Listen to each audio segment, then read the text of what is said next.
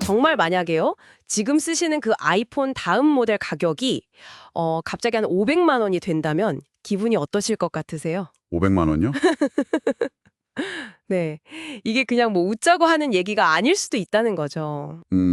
심각한데요? 오늘은 그래서 애플이 왜 그들의 그 아이폰 제국의 생산 기지를 중국에서 인도로 옮기려 하는지, 또 미국의 메이드 인 USA 압박 속에서 어떤 좀 아슬아슬한 줄타기를 하고 있는지 그 속사정을 한번 파헤쳐 보겠습니다. 네, 이게 아주 흥미로운 주제죠.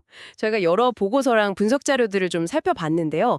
애플의 공급망 전략부터 시작해서 미중 관계, 또 미인도 관계, 관세 폭탄 가능성 같은 거 핵심만 쏙쏙 뽑아서 알려드릴게요. 좋습니다. 도대체 왜 애플은 이렇게 복잡한 수를 두고 있는 걸까요?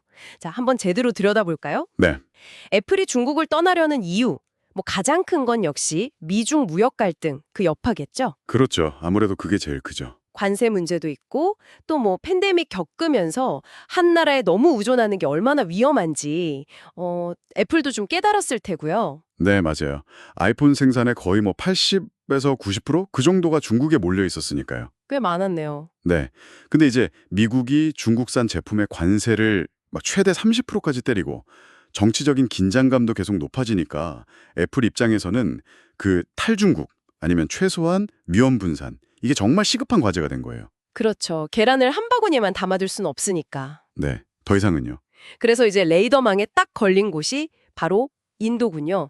값싼 노동력에다가 14억 인구라는 그 엄청난 시장 잠재력, 네네. 거기에 또 인도 정부의 메이킹 인디아 정책까지, 이거 뭐 애플한테는 꽤 매력적인 카드였겠어요? 네, 맞습니다. 여러모로 매력적이죠. 그래서 그 결과로 인도에서 만드는 아이폰 비중이 벌써 전 세계 물량의 한 20% 가까이 늘어났다고 해요. 벌써 20%나요? 네. 그리고 2027년까지는 25%, 뭐 어떤 분석에서는 최대 50%까지 늘릴 거다 이런 전망도 나오고요. 와, 50%면 절반인데요. 그렇죠.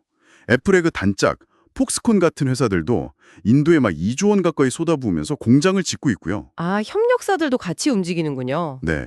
근데 이게 뭐 다 장밋빛은 아니죠. 잘 아시겠지만. 아, 물론 그렇겠죠. 어떤 문제가 있을까요? 인도의 그 도로라던가 항만 같은 인프라, 이게 아직은 좀 부족하다는 지적이 많고요. 또 정밀 전자제품 조립에 필요한 숙련된 인력, 이것도 충분치 않다는 얘기가 계속 나옵니다.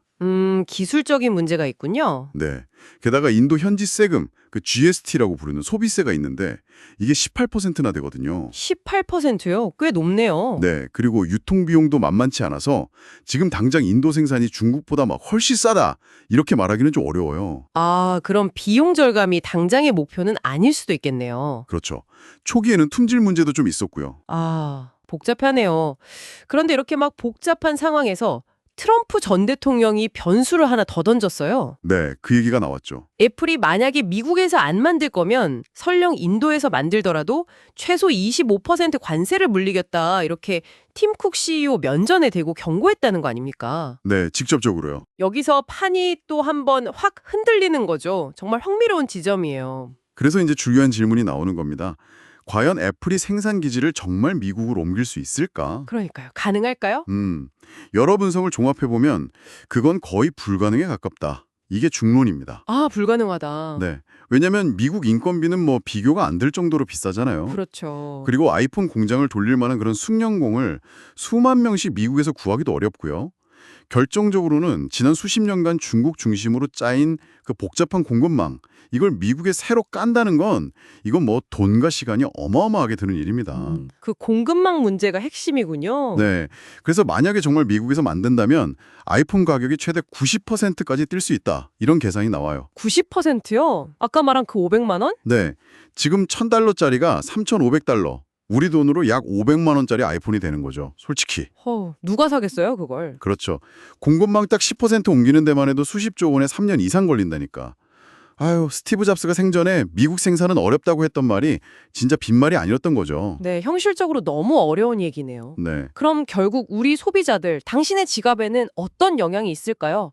다음 아이폰 싸질까요? 아니면 정말 그 500만 원짜리 아이폰을 보게 될까요?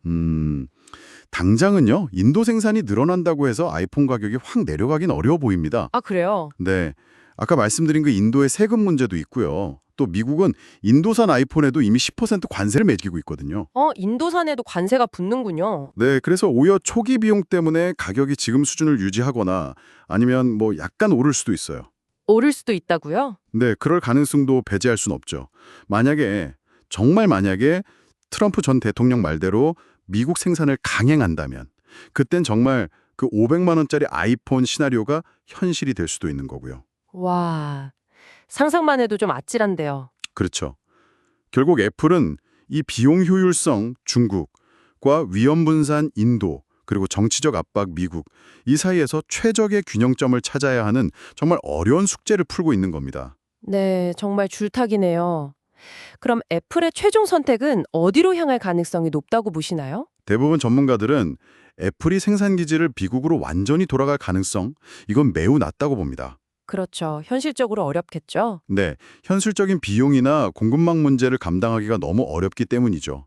그래서 가장 유력한 시나리오는 지금처럼 인도를 중심으로 생산 기지를 계속 다변화하면서도 여전히 중요한 중국 시장과 핵심 공급망을 유지하는 전략, 이걸 계속 가져갈 거라는 거죠. 아, 인도와 중국 투트랙으로 간다. 네, 그리고 미국의 압박에 대해서는 관세를 일부 감수하거나 아니면 뭐 미국 내 R&D 투자를 더 늘린다든지 하는 다른 당근을 제시하면서 대응할 가능성이 높습니다. 정치적인 해법을 찾겠군요. 네, 좀 더 큰 시각에서 보면 이건 단순히 애플이라는 한 기업의 문제가 아니라 글로벌 공급망이 재편되는 이 거대한 흐름 속에서 기업들이 어떻게 살아남으려고 하는지 그 생존 전략을 보여주는 대표적인 사례라고 할 수 있습니다. 네, 그렇군요. 정리해보면 애플은 미중 갈등 또 공급망 다변화 요구, 미국의 정치적 압력이라는 이 삼각파도 속에서 인도라는 새로운 항로를 찾고 있는 건 맞아요.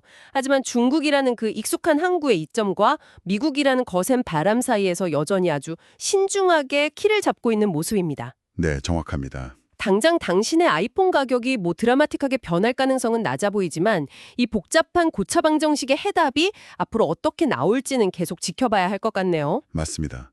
계속 주시해야죠. 마지막으로 이런 질문 한번 던져보고 싶어요. 네, 어떤 질문이신가요? 단순히 생산지를 옮기는 문제를 넘어서서요. 이런 전 지구적인 공급망의 변화가 애플 같은 거대 기술 기업들이 추구하는 혁신의 방향 자체를 어떻게 바꿔놓을 수 있을까 하는 점입니다. 아, 혁신의 방향이요? 네. 단순히 뭐 더 빠르고 좋은 칩, 더 멋진 카메라를 만드는 혁신을 넘어서 이런 지정학적인 리스크까지 다 고려해야 하는 시대의 혁신은 과연 어떤 모습일까? 한번 좀 생각해 보시면 흥미로울 것 같습니다. 우와, 정말 생각해 볼 만한 질문이네요. 혁신의 정의마저 바꿀 수 있다니. 흥미롭습니다.